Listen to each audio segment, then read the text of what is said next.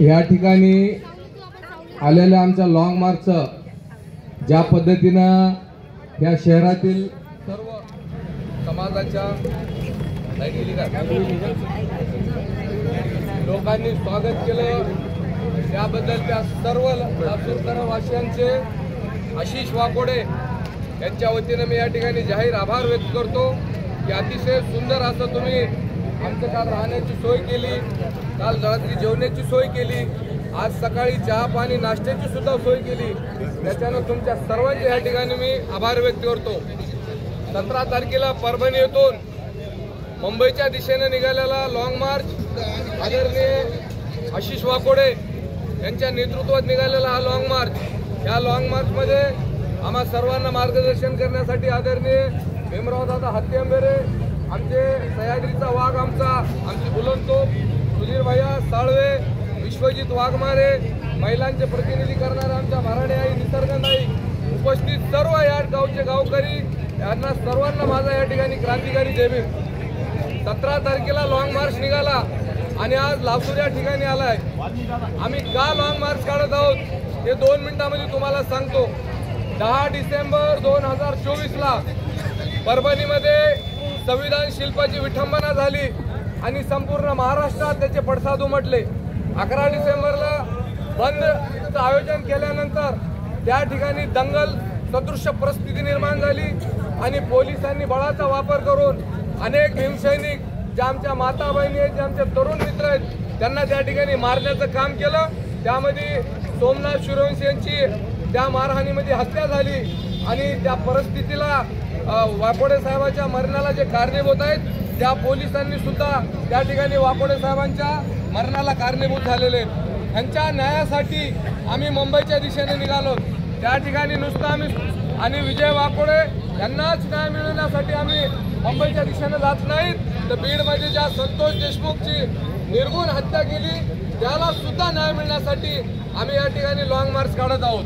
मित्रांनो, तुम्हाला सांगतो, परभणीमध्ये बाबासाहेबांच्या संविधानाची जी विटंबना झाली ही एक RSS आणि शिवप्रतिष्ठान या जातीवादी संघटनेचा त्यामध्ये हात आहे। ते काय कालच्या 10 तारखेपुरता मर्यादित विषय नाही। परभणीमध्ये 1991ला 1989ला जेव्हा डॉक्टर बाबासाहेब आंबेडकरांची जयंतीची मिरवणूक होती, त्या जयंतीच्या मिरवणुकीमध्ये सुद्धा RSSच्या संघटनेनं बॉम्बस्फोट केला आणि बौद्ध समाजाचे 43 बालक त्या ठिकाणी शहीद झाले। त्या बालकांचं वय होतं 3, 4, 5 वर्षे, असे 43 बालक त्या ठिकाणी आमचे कोंबडे भाजल्याने भाजले आणि त्या ठिकाणी मरण पावले। त्या ठिकाणी त्या RSS संघटनेवर कोणतीही त्या ठिकाणी कारवाई झाली नाही, त्या आरोपींना कोणी पकडलं नाही। त्यानंतर 2003ला मोहम्मद नावाची आमची परभणीमध्ये मस्जिद आहे, त्या मस्जिदमध्ये सुद्धा बॉम्बस्फोट करण्याचा प्रकार घडला, त्यामध्ये मुसलमान सुद्धा शहीद झाले। आणि ही कालची 10 तारखेची घटना म्हणजे RSS या संघटनेचे सर्व पायमोळ जाळं हे परभणीमध्ये होत आहे। काल आम्ही मुंबईच्या दिशेने निघत असताना परवा दिवशी परभणीमध्ये किरीट सोमय्या नावाचा एक भाजपचा माजी खासदार जे कोणत्याही संविधान पदावर नाही, कलेक्टरच्या खुर्चीवर बसून त्यांनी स्टेटमेंट केलं की परभणीमध्ये या आंबेडकरी यांनी जातीय दंगल निर्माण केली आणि परभणी शहरामध्ये बांगलादेश इथून जवळपास 3000 मुसलमान नागरिक या ठिकाणी वास्तव्य होते। अशा पद्धतीचं स्टेटमेंट त्या ठिकाणी त्या किरीट सोमय्याने केलं। आपण सर्वांनी टीव्हीवर बघितलं असेल, किरीट सोमय्या निवस्त्र अवस्थेत एका हॉटेलमध्ये पकडला गेला आणि तसल्या नीच माणसाला त्या ठिकाणी कलेक्टरच्या खुर्चीवर बसून स्टेटमेंट द्यावं लागतं। परभणीचे जिल्हाधिकारी, परभणी महापालिकेचा आयुक्त आणि महाराष्ट्राचे मुख्यमंत्री नीट गुप्त डोळ्याने ते बघत आहेत। अशा हलकट माणसाला जर भाजप समोर करून बौद्ध, मुस्लिम आणि मराठा समाजाला जर टार्गेट करत असतील तर भाजपच्या या सरकारला आपण सर्वांनी या ठिकाणून हाणून पाडण्याचं काम केलं पाहिजे।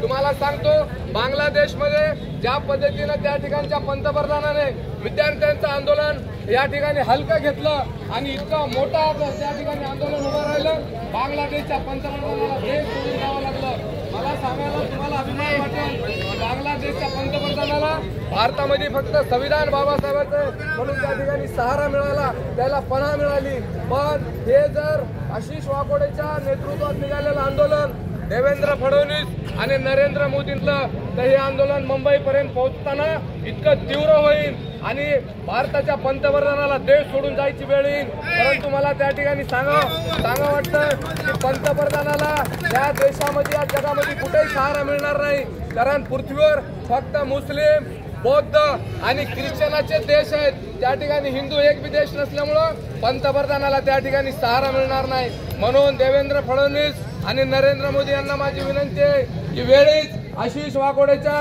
नेतृत्वात निघालेल्या ह्या लॉंग मार्चला आपण लाईटली घेऊ नये। आमच्या ज्या मागण्या आहेत, ज्या पोलीस कर्मचारी, ज्या पोलीस अधिकाऱ्यांनी आमच्या सोमनाथ सूर्यवंशीची हत्या केली, आमच्या त्या ठिकाणी लोकनेते विजय वाकोडेंची हत्या केली, त्यांच्या मरणाला हे कारणीभूत असल्यामुळे त्यांना या ठिकाणी 302 चा गुन्हा दाखल झाला पाहिजे। हे काही अंतविधीचे लोक आले, थोडं त्यांना जाऊ द्या, 2 मिनिट आपण शांत राहू, थोडा रस्ता करून द्या त्यांना। सूर्यवंशी आणि विजय वाकोडे यांच्या हत्येला कारणीभूत असणाऱ्या पोलीस अधिकारी आणि कर्मचाऱ्यांवर 302 चा गुन्हा दाखल होत नाही, त्यांना कायमस्वरूपी नोकरीतून काढून टाकलं जाणार नाही, तोपर्यंत हा लॉंग मार्च या ठिकाणी थांबणार नाही। या गावच्या सर्व गावकऱ्यांना, विशेष करून बौद्ध उपासक उपासिका यांना मला विनंती आहे की आम्ही परभणीहून जवळपास 250 किलोमीटर चालत आलोत। आमच्या सर्व माया बहिणींना, आमच्या सर्व कार्यकर्त्यांच्या पायाला फोड आलेले आहेत। आमच्या आशिष वाकोडेला सुद्धा जालना या ठिकाणी एका गाडीनं डॅश देऊन जीवे मारण्याचा प्रयत्न केला। आमच्या सर्व आंदोलनकर्त्यावर कुठं ना कुठं काही ना काही अनुचित प्रकार घडत आहेत। त्यामुळं या ठिकाणच्या सर्व माझ्या बौद्ध उपासक आणि उपासिकांना विनंती करण्यात येते, समोरचा मुक्काम आमचा दहेगावला आहे, त्यापर्यंत जर आपण आमच्या सोबत आलात तर आमची एकतीची, आमची ताकदीची बळ त्या ठिकाणी वाढन। आपण आल्यामुळं आपली संख्याही जास्त दिसन आणि कुणाची वाईट नजर आपल्या ह्या लॉंग मार्चवर पडणार नाही, म्हणून आपण सर्वांनी त्या 10-20 किलोमीटर पर्यंत आमच्या संग यावं। आपले जे कोणी पाहुणे समोर असतील, आपले नातेवाईक असतील, आपले मित्र असतील, आपले कार्यकर्ते असतील, त्या सर्वांना आपण मोबाईलमध्ये, फेसबुकमध्ये त्या ठिकाणी त्या लॉंग मार्च बद्दल माहिती द्यावं आणि त्या ठिकाणी आपण येण्यासाठी कृपा करावी, त्यांना आवाहन करावं। येणाऱ्या 50 वर्षामध्ये लॉंग मार्च आपण काढलाय, येणाऱ्या 50 वर्षामध्ये आंबेडकरी संघटनेच्या कार्यकर्त्यावर खोटे गुन्हे आणि मारहाण करण्याचा कुटील डाव पोलीसवाले करणार नाहीत। त्यांना सबक शिकवण्यासाठी आपण सर्वांनी त्या ठिकाणी एकत्र आलं पाहिजे। जोपर्यंत आपला समाज त्या ठिकाणी एकत्र येणार नाही, हे पोलीसवाले, महाराष्ट्र सरकार त्या पोलिसांना समोर करून आपलं आंदोलन आणि आपल्या आंबेडकरी संघटनेच्या कार्यकर्त्यावर खोटे नाटे गुन्हे दाखल करून आंबेडकरी संघटनेचं आंदोलन हाणून पाडण्याचा त्यांचा या ठिकाणी कुटील डाव आहे।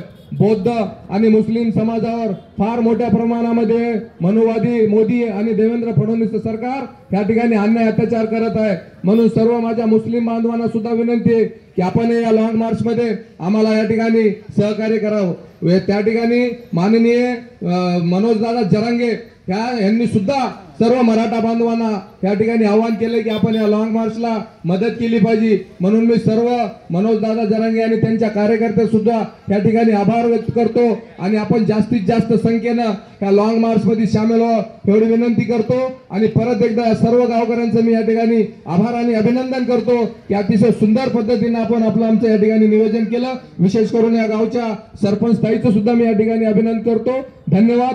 जय भीम, जय संविधान।